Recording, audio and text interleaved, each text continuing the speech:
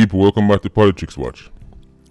Today I'm going to talk about how Prime Minister Andrew Holness has just declared a state of emergency in the South St. Andrew division. Now, before I go into this video, let me just say, look at your screen right now, whether it's your phone or your laptop or your tablet or your TV, whatever you're using, look at your screen right now.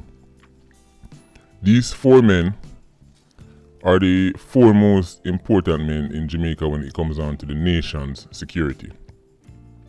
The man on the left, the bald-head, light-skinned man, that's Major General Anthony Anderson. That is our police commissioner, the man in charge of the police force.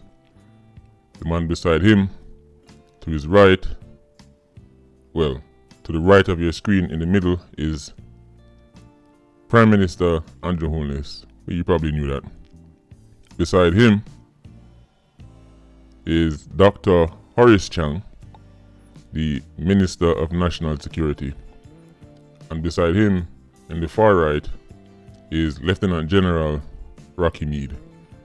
Or if you're in America, I think you would say Lieutenant General.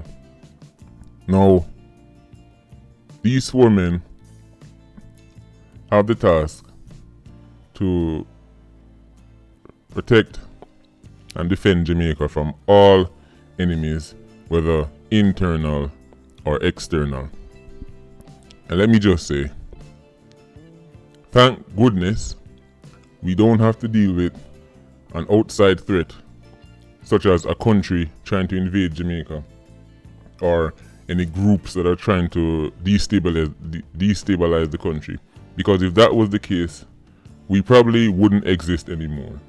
Because based on their performance, dealing with a couple of 87 octanes and 90 octanes, based on how they can't crush even the smallest gangs in Jamaica. Even when they bring those gangs in, such as the Uchense case, they end up looking like fools because they can't even secure prosecution. Let's just say we are lucky we don't have any real enemies who are trying to destroy and overthrow this country, because we probably wouldn't last very long. The man on the far left, the police commissioner, a man who I had high hopes for, Major General Anthony Anderson. I thought, a man with his experience, surely he would have some new ideas. Surely he could do what some of his predecessors couldn't. Well, guess what, people? I was wrong. We were wrong. Andrew Holness, everybody was wrong. Anthony Anderson doesn't have a clue what he's doing. And by next Monday, if he had any conscience, he would hand in his resignation. But of course, he's going to jump up and he wants to keep that nice brown suit you see him wearing and all those stripes on his chest. Prime Minister Andrew Holness, I've spoken about him many times, how he treats crime like it's an outside picnic. Dr. Horace Chang, to be honest, if there's one person in this picture right now who needs to go like right now, it's Dr. Horace Chang. Look at him. Even the way he looks, you can tell the man don't have a clue. Look at this picture. They're all doing the standard stand up with your arms meeting in the middle pose. But you can just tell, looking at Dr. Horace Chang, he's thinking, man, I don't want to be here right now. Why do they have me in this position? Why am I the Minister of National Security? I'm a doctor. Horace Chang right now is thinking about a prescription. He's thinking about penicillin, amoxicillin. He might even be thinking about Andrew salt, maybe some Fensic, some Panadol. That's what he's thinking about right now. They have this man trying to secure the nation, Minister of National Security. The only person on this panel, you see right here, so, who I'm not going to go 100% hard on, it's Rocky Mead. And I know people will say, you only saying that because you're ex-military. Well, this is why I'm not going to go too hard at Rocky Mead. He's the only one on this panel you see in this picture right now who cannot be proactive about crime. You might be saying, well, Politics Watch, what do you mean by that? Well, you see, Rocky Mead is the Chief of Defence Staff, top man for the JDF. The Jamaica Defence Force cannot operate like how the Jamaica Constabulary Force operate. The JDF cannot get up on their own and just go carry out patrol where them feel like and lock up who them feel like. Matter of fact, JDF don't even have the powers of arrest. Right? JDF cannot, or should not really be getting involved in these kind of cases. JDF shouldn't be fighting crime and be fighting with gangs and ASM Octanes. Is because the reason why you see JDF is so prominent as a crime fighting unit in Jamaica is because the Jamaica Constabulary Force can't manage the work. So JDF is essentially a backup unit. But look at most countries. For example, if you live abroad, a lot of my subscribers and viewers live abroad. People in America, UK, Canada, Cayman, do you see soldiers on the road battling it out with gangs? No. That's police work.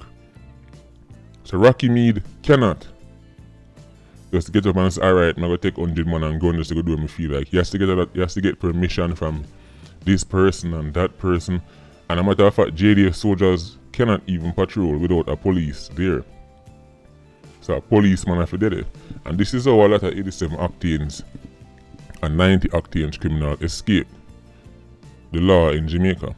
Because sometimes big operation plan and the JDF is tasked with carrying out the operation, but because they need police officers to tag along, some of those police officers call them crooked friends, call them 87 octane friends, and tell them, so yo, we are coming now.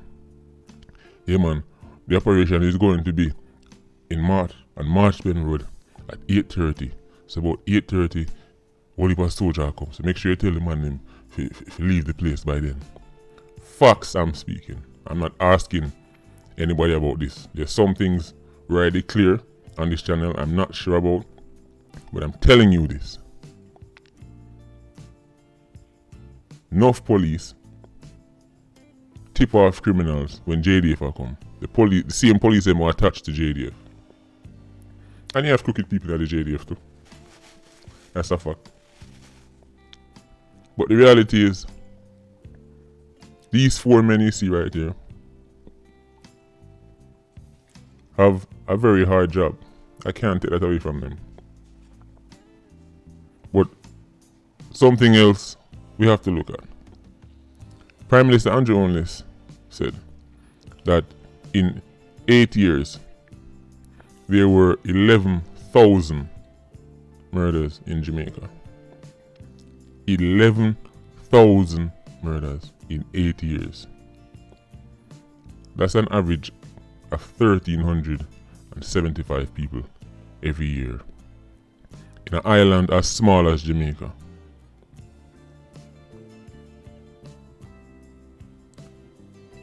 I don't know how some of these people keep their job. 8 years, 11,000 people. Listen, let's see what this state of emergency in Jamaica, in South St. Andrew is going to bring. We all know this is a band-aid. All that's going to happen is the man them from that section, Waltham, and then place the Portia Simpson Miller, part of your constituency, fall under it too. Sorry, our farmer constituency. The man that got just lay low or move to our next region and start carry out their foolishness. But at least in South St. Andrew, the residents would have some kind of peace and quiet in the short term. But so far, we've yet to hear any real strategy that is going to end, or at least drastically lower, Jamaica's crime rate. So I want you to look at these four men. these 4 public servants, these men who are tasked to protect and defend the nation. And I want tonight, when you go to your bed, you fall to your knees and say a little prayer and thank the Lord or whoever you believe in that Jamaica does not have a real enemy who actually wants to threaten us and attack us. And we only have to deal with some 87 octanes and some 90 octanes on our streets. Because if we had a serious force to come up against based on the performance of these men you're seeing right here, believe me, this country will be speaking a whole different language. This is Politics Watch. Jump in the comment section as usual. Like, comment, share. Big up the Patreon squad. Bless up.